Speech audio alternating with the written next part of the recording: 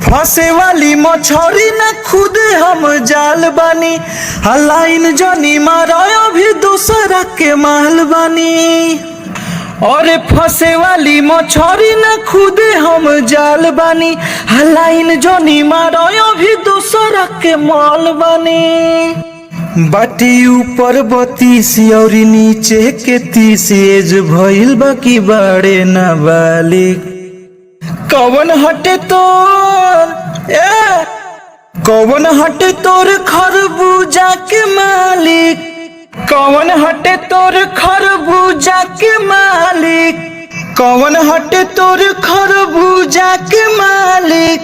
हाँ छुअला पकड़ा बा, साइज में बड़ा बा, देखी मन गोरी हो भइल हमारा बा। सौदा खराब होई टच जनी कर, फालतू में टाइम खर्च जनी कर।